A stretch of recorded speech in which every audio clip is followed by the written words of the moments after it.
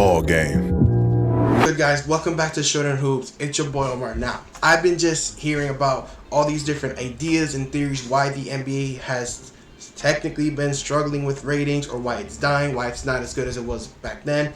I think Channing Frye, I've heard, had a lot of interesting things to say. I personally have not agreed with what a lot of other media outlets have said, but let's just see what Channing has to say. Nostalgia is killing the NBA. The 90s basketball, Michael Jordan and Kobe, was not as clean as y'all think it was. Y'all forget that Jordan left the league for 2 years. Y'all forget that Kobe, rest in peace, quit on his team in the playoffs and did not shoot the basketball. So all this Kobe, Jordan, oh, he's not this, he's not that. Listen, I can't stand that the people from back then, the generation before we see now in the NBA, act like their era of basketball was the golden era and nothing was wrong with it. We had scores, NBA final scores that didn't reach 60 points. The Chicago Bulls dominated the Utah Jazz, and the final score, they won by like 35. But it's just the greatness of Michael Jordan. You don't hear nothing about how good the league is now. It's that, oh, it's soft today. They wouldn't survive in the 90s. Are you kidding me? LeBron would dominate. Durant would dominate. They couldn't even imagine what Steph Curry would do in the 90s. What Jokic would do. What Giannis, Ja. Back then, Gilbert Arenas says it best in terms of the quality of basketball. The game has evolved, and you don't see the appreciation for the evolution of the game, how skilled the players are, how high these players can jump. It's mind-boggling. That is propaganda. Every great player, whether that's Ant, Wemby, Bron, Steph, this, that. You know they compare him to? A motherfucker 40 years ago.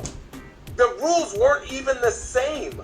You're not really watching help side defense. Who's doing this? What is this rule? What is that rule? You're not watching. Nobody celebrates these new people. So why the fuck would anybody want to be the face of this league? Listen, and you also have media outlets just trashing the league, how this game is not any good. All these teams just shoot threes. Well, guess what? Those are the only 6, 7, 8 teams you want to put on national television. You don't want to watch a bunch of three-point shooters? Don't put on the Boston Celtics 60 times a year on national TV. The Houston Rockets don't do it. Hell no, the Magic don't have the talent to shoot 50, 60 threes a game. But you want to play the Celtics every year. You want to complain that the Lakers weren't good prior to the Luka trade for 3 years. They were on national TV every damn year. Same thing with Golden State. But no one talks about how Detroit's doing. The fact that they're out of the play-in tournament in the East, they're top 6. Instead, you want to focus on Philadelphia and how bad they are, how joke of the season is, quote-unquote. But ignore the fact that Joel Embiid and Paul George have tried to play through their injuries to no avail. You just want to trash on the Phoenix Suns. No love to the Memphis Grizzlies. No love to Jaren Jackson, who has been the best player in the Memphis Grizzlies. Instead, you want to turn into a negative light in this modern basketball league of how John Moran is struggling. He hasn't been the superstar the Grizzlies need. Are we serious? No love for Zach Edey. Except for Wemby, did you say for the Atlanta Hawks, the number 1 pick, and Paolo Banchero, no love as number 1 picks. Completely ignored. It's so mind-boggling how the media has worked. You don't want to talk about the young talent. You want to keep on to these old heads, and then you want to complain that the NBA has no future. Outside of Wembanyama, the NBA's done a horrendous job of marketing young talent. You're going to get shitted on every network for not being somebody from 40 fucking years ago. It's ridiculous. It is unfair. Bron is one of the greatest players ever to play. Stephen Curry is one of the greatest. LeBron James it's an insanity.